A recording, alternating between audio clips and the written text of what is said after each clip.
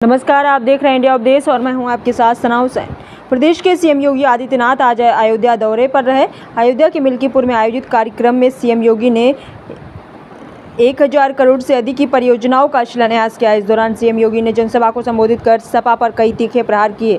कहा कि पहले सरकारी राशन सपा के गुंडे खा जाते थे, कोई भी माफिया होगा सपा से जुड़ा हुआ था। बबुआ पहले कमरे से बाहर नहीं निकलता था, बबुआ पहले 12 बजे सोकर उठता था। उन्होंने कहा कुछ लोगों को हरे रामा हरे कृष्ण की धुन पसंद नहीं थी।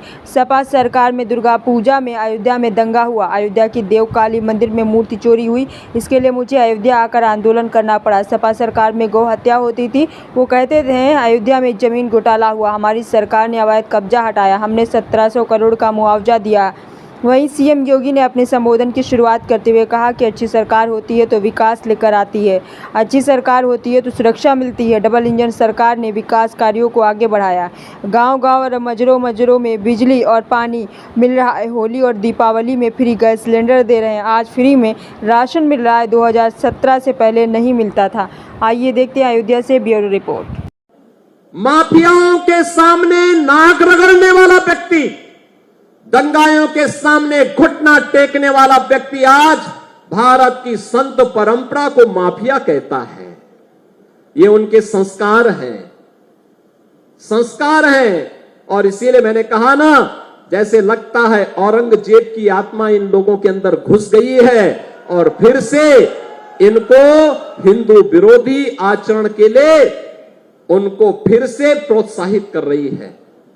बहनों और भाइयों, अगर समाजवादी पार्टी का सही चेहरा देखना हो तो ये चेहरा इनका वही है जो भदरसा में समाजवादी पार्टी के नेता मुइन खान ने किया है। ये भी समाजवादी पार्टी का नेता है।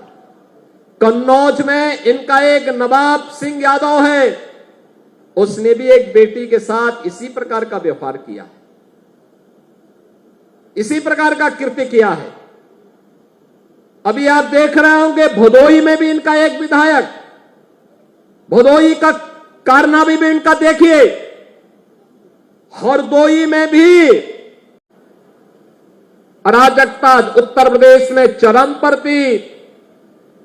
विकास की योजनाओं में भेदभाव होता था, महापुरुषों का अपमान होता था।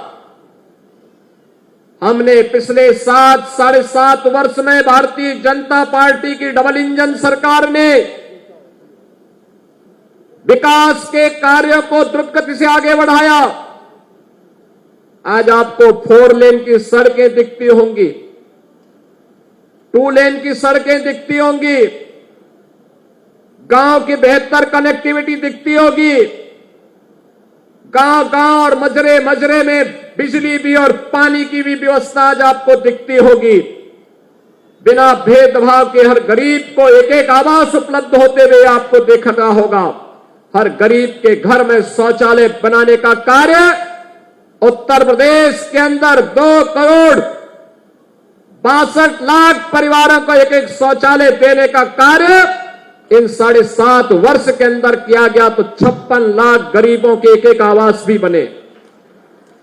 1,20,000 मजरों तक बिजली पहुंचाई गई की थी कि होली और दीपावली में फ्री में भरा हुआ सिलेंडर भी इन परिवारों को उपलब्ध करवाने का कार्य करेंगे। यह कार्य भी गत वर्ष से प्रारंभ हो चुका है। फिर दीपावली आ रही है, फिर से भरा हुआ सिलेंडर इन परिवारों को प्राप्त होगा। बहनों और भाइयों, 15 करोड़ लोग उत्तर प्रदेश में फ्री में राशन का लाभ प्राप्त कर रहे हैं। आज जो ये सुविधा मिल रही है, क्या 17 के पहले संभव था? 17 के पहले गरीब का राशन समाजवादी पार्टी के गुंडे हजम कर जाते थे। किसी गरीब को राशन नहीं मिलता था।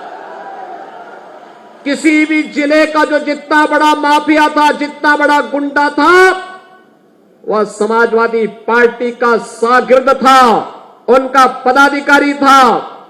वहां पर संगठित अपराध में लिप्त माफिया भी थे, भू माफिया भी थे, पशु माफिया भी थे, वन माफिया भी थे, खनन माफिया भी थे। एक एक कोई भी माफिया किसी भी क्षेत्र का होगा, वह समाजवादी पार्टी से प्रदेश के अंदर जुड़ा हुआ था। और परिणाम क्या था?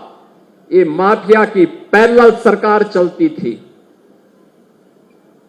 बबुआ अपने घर के बाहर नहीं निकलता था। बबुआ 12 बजे सो के उठता था और प्रदेश